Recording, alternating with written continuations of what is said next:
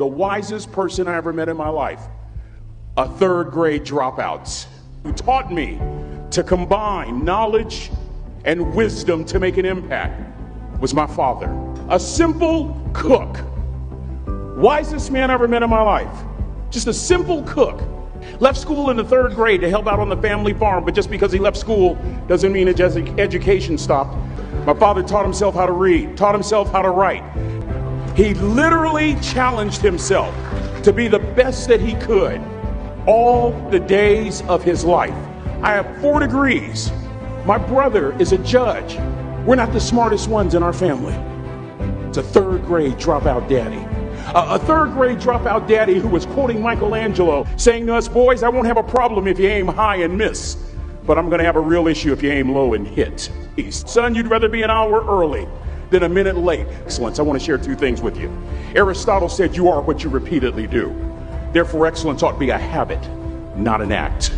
Don Wooden coached basketball at UCLA for a living, but his calling was to impact people. And with all those national championships, guess what he was found doing in the middle of the week? Going into the cupboard, grabbing a broom, and sweeping his own gym floor. You want to make an impact? Find your broom. Final lesson. Son, if you're going to do a job, do it right. Wisdom will come to you in the unlikeliest of sources, a lot of times through failure. When you hit rock bottom, remember this.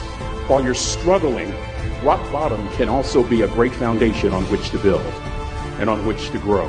I'm not worried that you'll be successful. I'm worried that you won't fail from time to time.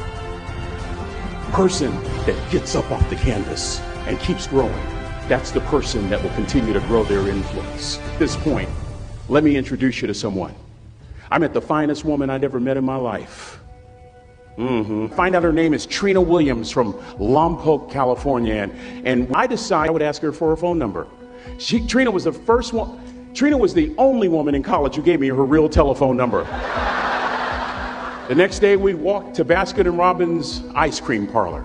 My friends couldn't believe it. This has been 40 years ago, and my friends still can't believe it.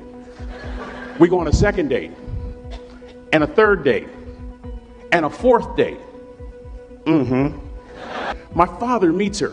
My daddy, my hero, he meets her, pulls me to the side and says, is she psycho? But anyway, we go together for a year, 2 years, 3 years, 4 years. By now, Trina's a senior in college. I'm still a freshman, but I'm working some things out. I'm so glad I graduated in 4 terms. Nixon, Ford, Carter, Reagan. So now it's time to propose. So I talked to her girlfriends, and she said yes. That was the key. I married the most beautiful woman I'd ever seen in my life. Y'all ever been to a wedding, and even before the wedding starts, you hear this? How in the world?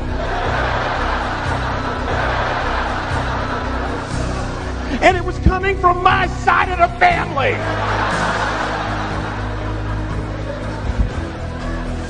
We get married, we have a few children, our lives are great.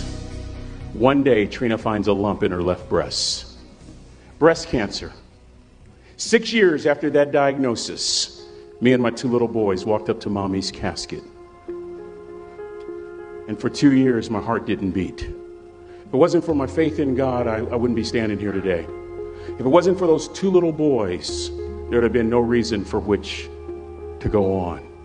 I was completely lost. That was rock bottom.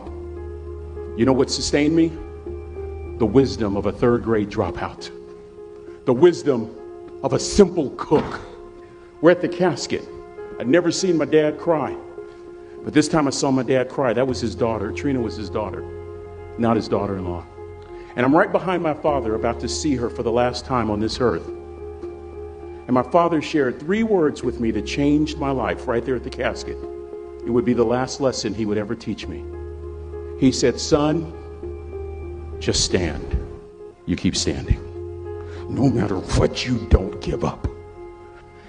And as clearly as I'm talking to you today, these were some of her last words to me. She looked me in the eye and she said, it doesn't matter to me any longer how long I live.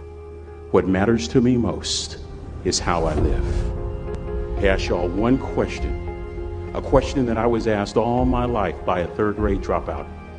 How you living? How you living? Every day ask yourself that question, how you living? Here's what a cook would suggest you to live this way.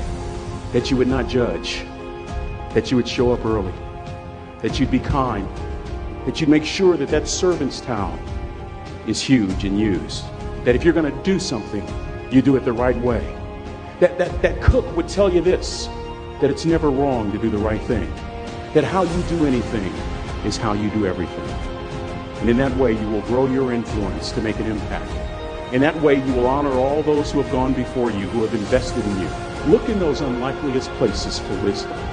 Enhance your life every day by seeking that wisdom and asking yourself every night, how am I living? May God richly bless y'all. Thank you for having me.